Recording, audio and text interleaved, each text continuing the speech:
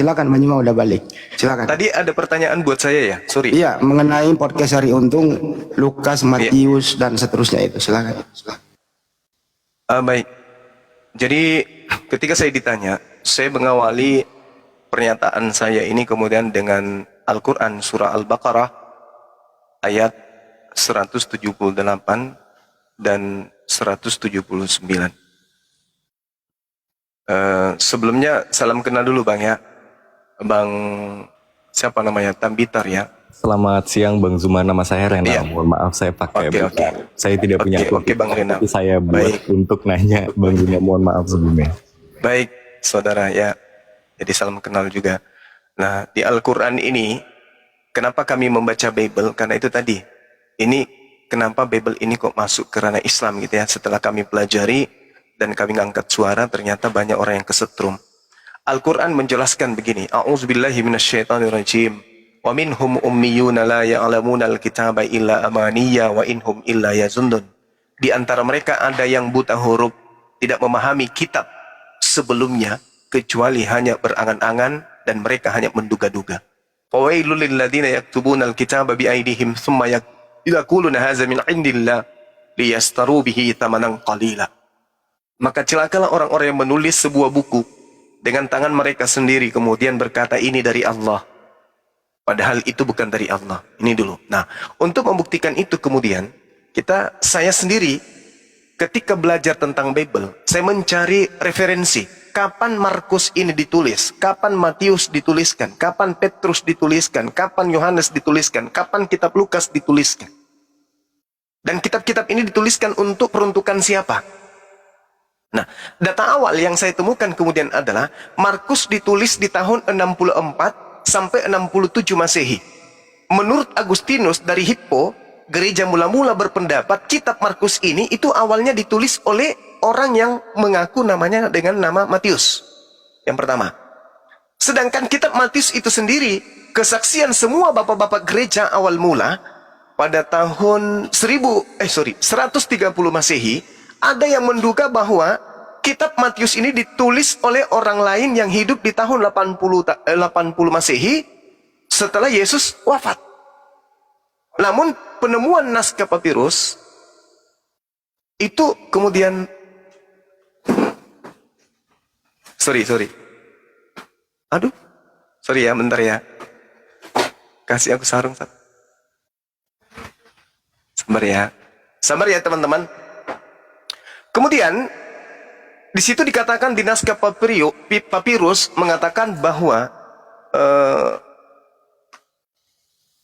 kitab Matius itu dituliskan di antara tahun 66 Masehi. Petrus dituliskan tahun 65 Masehi. Namun ada yang berkata bahwa kitab Petrus ini ditulis antara tahun 81 sampai tahun 96 Masehi. Kalau kitab Yohanes sendiri, saya kira teman-teman Kristen pun tahu, itu dituliskan antara tahun 40 sampai tahun 140 Masehi. Lukas dituliskan, diperkirakan antara tahun 80 sampai 85 Masehi. Ada yang mengatakan bahwa ditulis di tahun 62 Masehi. Nah, sedangkan kisah para rasul itu tidak diketahui tahun berapa. Kalau Wahyu, kitab Wahyu dituliskan antara tahun 90 sampai tahun 96 Masehi. Nah, itu Anda boleh mencari dimanapun sumber yang bisa Anda gunakan.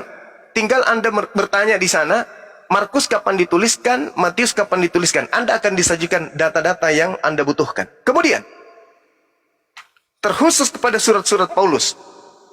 Kalau kitab Roma, itu dituliskan antara tahun 55 sampai 57 Masehi. Kitab Korintus itu dituliskan antara 55 sampai 57 Masehi. Filipi tahun 60 sampai 62 Masehi. Kemudian Kolose ditulis antara tahun 60 sampai 62. Kemudian Galatia ditulis antara 55 sampai 57. Dan juga Filemon ditulis antara 60 sampai 62 Masehi. Titus ditulis 65 sampai 64 sampai 65 Masehi. Efesus ditulis antara tahun 60 sampai 62. Tesalonika itu dituliskan antara tahun 50 sampai 51. Timotius ditulis antara 64 sampai 65. Mana tulisan-tulisan yang ditulis sesaman dengan Yesus? Tak ada. Jadi siapa dan mengapa ini harus terjadi dan harus kita sampaikan? Mana? Ada enggak orang gereja yang mampu berkata, oh enggak, itu ditulis pada zaman Yesus. Siapa yang bisa membuktikan itu, Bung?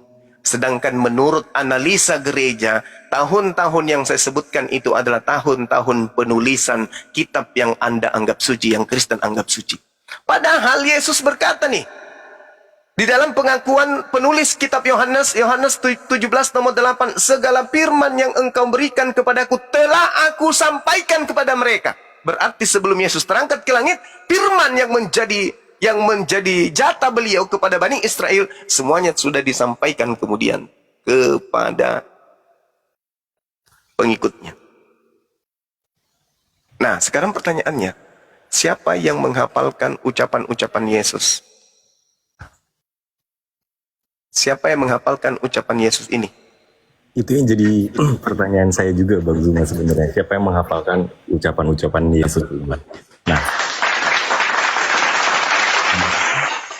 kalau saya juga mempertanyakan hal ini juga, hal yang lain. Contoh misalnya, kenapa di kita itu tidak mengimani nabinya orang Muslim Nabi Muhammad?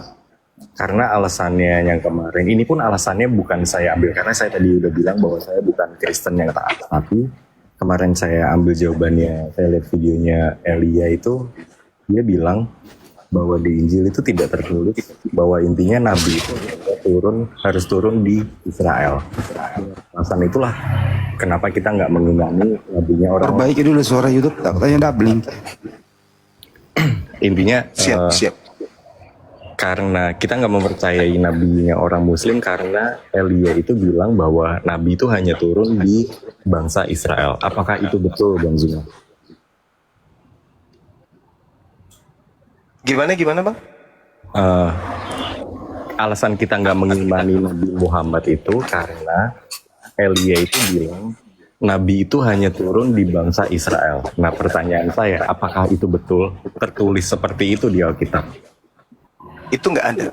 Justru Yesus berkata di dalam kitab saudara, dikatakan oleh Yesus, kerajaan Allah akan diambil daripadamu di Matius 21 dan akan diberikan kepada bangsa lain. Ulangan 34 nomor 10, tidak akan ada lagi nabi yang diutus oleh Tuhan dari tengah-tengah bangsa Israel yang sama seperti Musa. Kalau begitu adanya, lalu siapa nabi yang diutus yang sama seperti Musa di dalam Ulangan 18 nomor 18 sampai nomor 19? Itu yang kedua. Yang ketiga, di dalam Kisah Para Rasul 3 nomor 22 sampai 23, bukankah dituliskan di dalam kitab Taurat bahwa Tuhan akan mengutus seorang nabi yang sama seperti Musa? Barang siapa yang tidak mendengarkan nabi itu, maka dia akan dibunuh. Di data nomor 23-nya, dan akan terjadi. Di data nomor 23-nya, dan akan terjadi. Siapa yang tidak mendengarkan apa yang disampaikan nabi itu akan dibunuh. Sekarang, itu terjadi di mana? Ucapan Yesus tidak didengarkan oleh orang Yahudi. Apakah orang Yahudi dibunuh? Diperangi? Tidak. Justru Yesus yang diperangi. Berarti ada nabi yang sama seperti Musa, di mana siapa yang tidak mendengarkan ucapan nabi tersebut, maka dia akan dibasmi. Siapa nabi itu?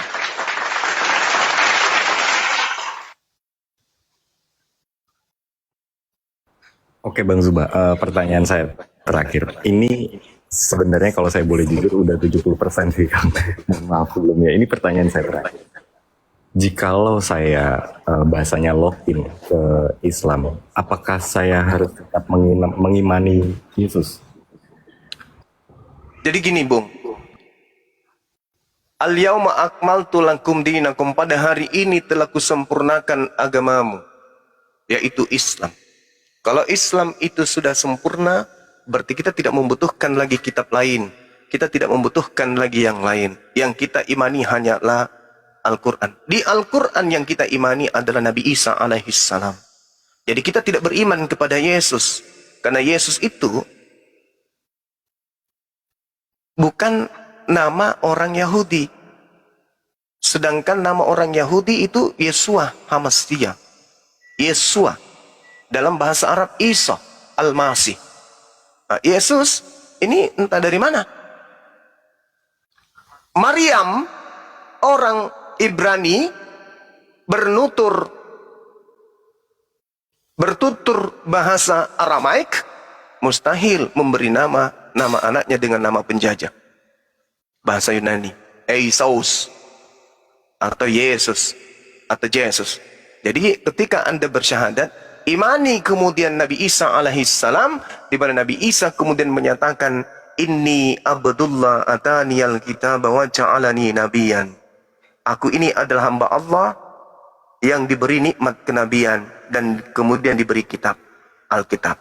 Lalu kemudian Nabi Isa pun berkata, Ya Bani Israel, inni rasulullahi ilaikum. Ya Bani Israel, aku ini adalah utusan Allah untuk kalian. Berarti Nabi Isa kita imani sebagai utusan Allah di tengah-tengah Bani Israel. Muncul Bible menyatakan ada utusan yang datang ke tengah-tengah Bani Israel bernama Yesus. Jadi kita mengimani Nabi Isa, ketika kita menjadi apologet, maka kita akan mendapatkan informasi kalau Nabi Isa yang di dalam Bible mereka sebut Yesus, itu benar-benar utusan kepada Bani Israel. Jadi nggak ada masalah. Mau diimani sebagai Nabi Isa, itu apakah merusak akidah? Kurasa juga tidak. Selama kita bisa mempertanggungjawabkan bahwa yang disalib itu bukan Yesus, tetapi berdasarkan Bible yang disalib itu adalah orang yang diserupakan berdasarkan Markus 16 nomor 12, Yesus menampakkan diri dalam wujud yang lain. Berarti Yesus tampil setelah keluar dari kubur itu adalah wajah yang lain. Bukan Nabi Isa atau bukan Yesus, tapi wajah yang lain. Pertanyaannya, dari mana Markus tahu kalau itu adalah Yesus? Izinkan saya membaca ya. Saya menemukan data itu di Markus 16.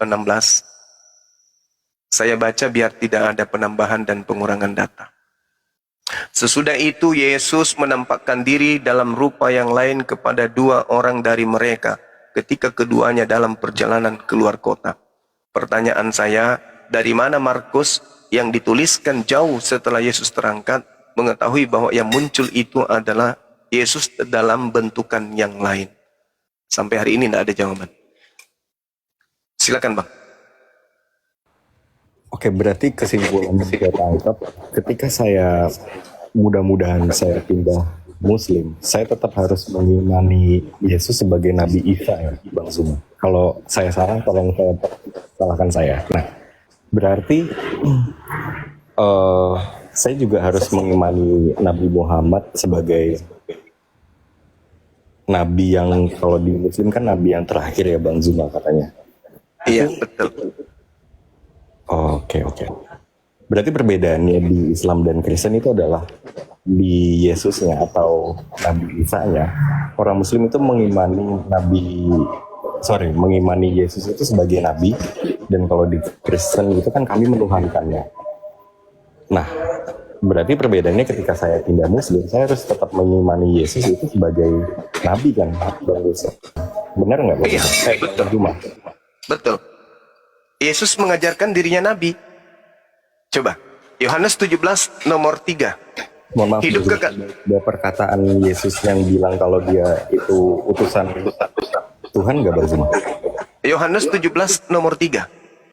Hidup kekal itu adalah mereka mengenal Engkau satu-satunya Tuhan yang benar dan mengenal Yesus Kristus yang Engkau utus. Berarti untuk mendapatkan hidup kekal, Yesus harus dikenal menurut Yesus sebagai utusan.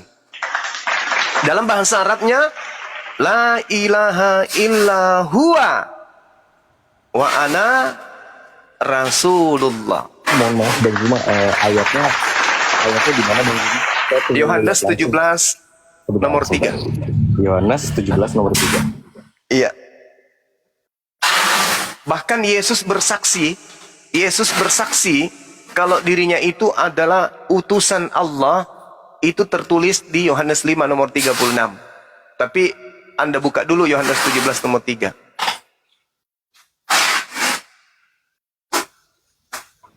Allahu Akbar. Iya Bang Zuma, benar, saya udah lihat. Jadi hidup kekal diperoleh dengan mengenal Tuhan satu-satunya adalah Dia yang mengutus Yesus, dan hidup kekal diperoleh dengan mengenal Yesus sebagai utusan. Betul atau betul? Betul. Lalu Kristen cari apa? Cari hidup kekal atau mati kekal? Saya nggak tahu Bang Zuma. Kalau Kristen mencari hidup kekal, sejatinya Yesus harus dikenal sebagai apa? Menurut Yesus, Utusan Tuhan. utusan. Kalau begitu silakan masuk Islam. Subhanallah. Subhanallah, mantap. Subhanallah, Allahu Akbar. Pertanyaan saya terakhir Bang Zuma, mungkin ini bisa ngakhirin cerita panjang saya selama 2 tahun mencari kebenaran. Enggak disimpulkan dulu ini bro. Tadi Anda udah mengakui Yesus Nabi ya. Lanjut. Untuk syarat masuk Islam gimana ya Bang Zuma? Masya Allah. Lanjut, Gurunda. Gimana Bang? Gimana? Untuk syarat masuk Islam apakah kalau di Kristen kan kita harus mandi, gitu, Baptis. Kalau untuk Kristen, Iya. sorry, untuk Islam gimana Bang Zuma syaratnya? Di Islam syaratnya yang pertama itu adalah ridha, ikhlas, menyatakan tiada Tuhan selain Allah yang mengutus Abraham, Ishak dan Yakub dan juga Yesus, dan ridha, ikhlas mengakui bahwa Nabi Muhammad adalah Rasul utusan Allah yang terakhir. Itu aja syaratnya. Mohon maaf Bang Zuma, maksud saya apakah saya harus menemuin seseorang atau bagaimana? Kalau selama ini yang kami jalankan, kebetulan saya sendiri adalah ketua pembina dari ketua umum dari Mu'allaf Center Indonesia Makassar dan juga sekaligus ketua pembina Apologet Islam Indonesia. Yang kami lakukan selama ini adalah mensyahadatkan teman-teman Kristen di sosmed seperti ini melalui media online kayak begini.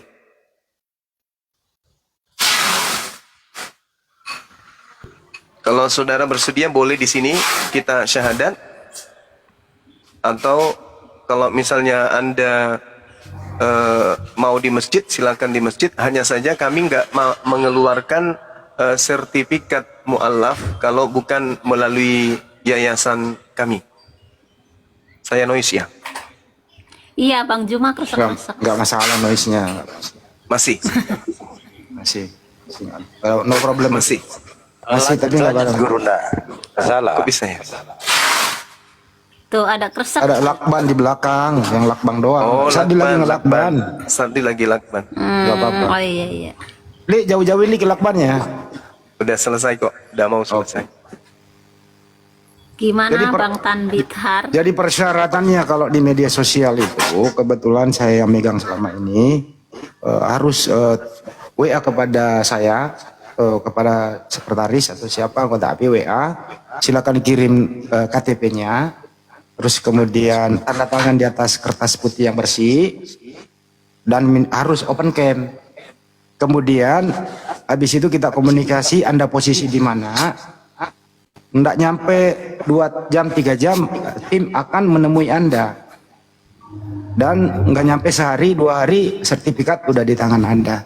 Yang itu tadi dikatakan Banyuma, kalau memang serius ridho ikhlas, ya itu persyaratannya mudah kok itu memeluk Islam, nggak dipersulit. Kira-kira gitu. Posisinya Ki. Open cam gimana ya? Kenapa Bang? Caranya open cam gimana ya? Caranya open cam nanti kita kasih minta follower untuk follow Anda biar bisa sampai 1000 pengikutnya gitu. Oh. Iya, mudah-mudahan ini jalannya benar yang saya ambil. Saya mau deh Bang Zuma. Amin. Ya kalau mau silakan Anda kirim KTP-nya ke saya. Kirimnya kemana Pak? Ke nomor WA saya 0813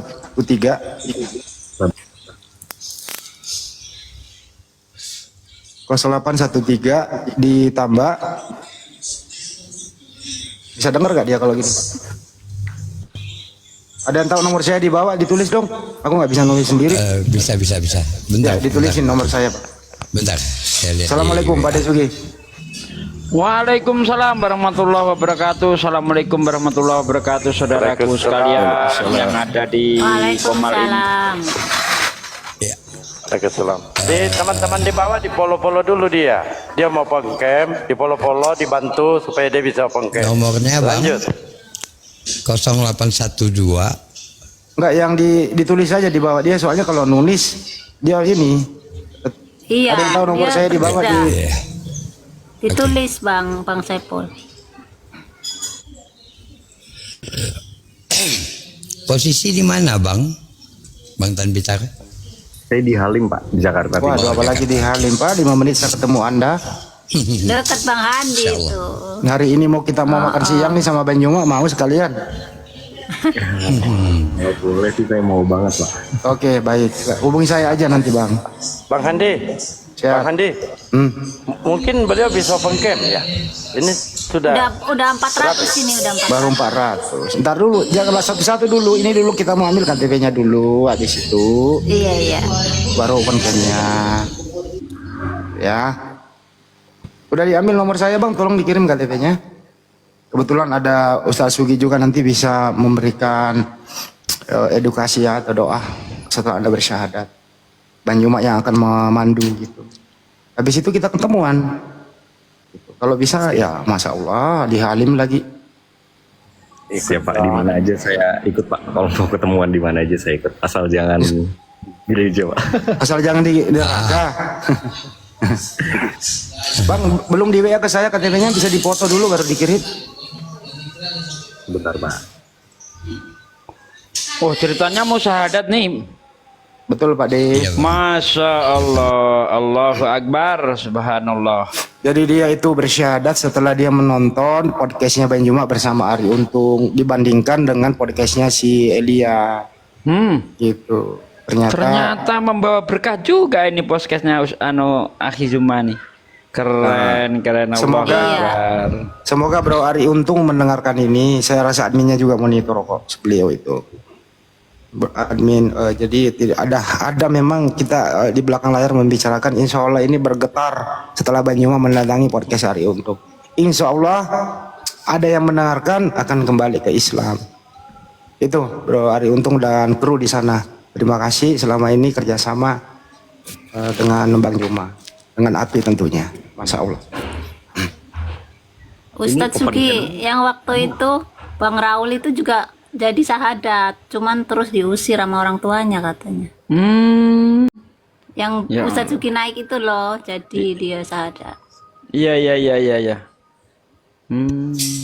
Posisinya di mana dia? Di Brebes, di Brebes. Di Brebes ya. Iya, cuman aku telepon Ya, dekat kampung. nomornya nggak aktif. Dia kan ngasih nomor ke aku. Bersyahadatnya di mana? Di sini Kang Chan tuh yang sahadatin. Oh, Kang Chan. Alhamdulillah. Ada ini, maksud saya guru-guru dari kita yang ikut menyaksikan. Ada Bang P, ada siapa ya? Lupa saya waktu itu siapa aja. Enggak begitu ya. Jadi kan begini. Di sertifikat itu ada beberapa nama yang sudah dicantumkan di situ. Ada Akhi Zuma, Pak Sondi, saya kalau tidak salah. Terus satu lagi ada 4 Ustadz Talib. Nah ini 4 orang ini harus ada untuk menjadi saksi. Karena kalau tidak ada berarti kita mengeluarkan kesaksian palsu dong. Di situ kan Iya. yang bersaksi ada 4 orang tuh. Nah jadi kalau mau mersadatkan orang, kalau mau minta sertifikat dari API, paling tidak salah satu dari 4 orang itu harus ada. Karena di sertifikat itu ada itu tertulis itu, begitu. Tapi dia nggak punya KTP, Pak Ustadz, Oh gimana? ya, Nah, ya nggak bisa lah. nggak bisa dikeluarin. Dia umurnya baru 16 tahun, Oh, masih Iya, iya, SMA. iya. Udah nggak usah dibahas dulu kartu itu deh. kartu pelajar. Oh Bisa iya, nggak iya, nggak? Itu ditunda dulu deh. Ini dulu nih. iya, oke, oke. Mana ini? Belum dikirim Bang. Bitar. Ini di belakang layar. Bisa digedein ini di belakang layar. Ngobrol santai Bang Juma bersama Ari Untung. Ya, ini beliau. Ini Bang Juma. Ini ngobrol santai di belakang layar ya. Ini jauhin dikit. Pak, ini kan saya masih di kantor. Kemungkinan saya habis ini langsung pulang dulu ke rumah. Deket sih Pak, cuman 10 menit paling. Nyusul boleh nggak Pak? Boleh, boleh, boleh. Silakan Bang. Yang penting Jadi, KTP aja dulu Bang dikirim Bang. Iya, maksudnya saya ambil KTP dulu Pak. Soalnya tadi pagi lagi ngurus NPWP yang baru. Oh gitu. Ya siap. Kita tunggu. Oke. Ini saya mohon maaf, kontaknya kan nomor yang tadi ya Pak ya? Oh, Iya. Bang Andi ya. Habis itu ini live-nya sampai jam berapa Pak? Kalau bisa Bang, karena ini nggak boleh terputus, kalau boleh jangan lama banget supaya ini tetap tersambung. Kenapa Anda bisa bersyahadat dengan pertanyaan Anda ke Bang Juma? Jadi ada umpan baliknya begitu. Kalau langsung nanti video baru bersyahadat saja, itu nanti penonton ini kenapa tiba-tiba? Nah, kalau ini kan Anda mempelajari siapa, menonton siapa, bertanya kepada siapa. Pada dasarnya adalah Anda teredukasi selama ini dengan statement-statement dari Zulkifli Mabas atau Bang Juma gitu. Kalau bisa sih jangan lama. Itu aja. Kalau enggak gini aja Bang Andi, KTP belakangan tapi open cam dulu boleh. Ya boleh juga. Ya. Yang penting Anda kasih WA ke saya, bisa di ping WA-nya ke saya. Tapi saya chat kamera masih belum bisa Pak. Oh belum. Ya 470 sekian. Tidak gini, yang di bawah dibantu teman-teman yang di follow-follow. bawah, Dibantu di follow-follow. Follow-follow kawan kita ini yang Atan di bawah, Bitar ayo. Store-nya.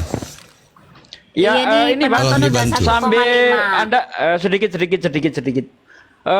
Sambil menunggu follower Anda 1000, Anda silahkan sambil pulang ambil KTP gitu. Oh gitu boleh Pak? Iya, silakan. Tapi Sekalian jangan Karena turun. mau disuruh open cam nggak bisa, suruh ngirim KTP juga belum bisa kan? Ya udah sambil nunggu 1000 dipersilahkan Anda pulang ambil KTP sambil menunggu followernya sampai 1000 begitu. Oke Pak. Bisa Udah WA, 1000 yang 1000 tuh koin bukan follower kawan-kawan. bisa di WA ke saya dulu, di ping biar nomornya kita Ya saling diping berbagi dulu nomor. Bang, diping dulu Bang Andi Bang. Oke Pak. Ya. Jangan turun ya Bang, jangan turun. Nanti kalau turun nggak ini. Siap. Ini katanya Ya, disuruh sambil- turun dulu baru naik habis itu bisa on cam. Gimana Pak? Belum. itu masih Belum bisa, 400. nunggu 1000 baru turun naik lagi baru bisa on cam gitu Bang.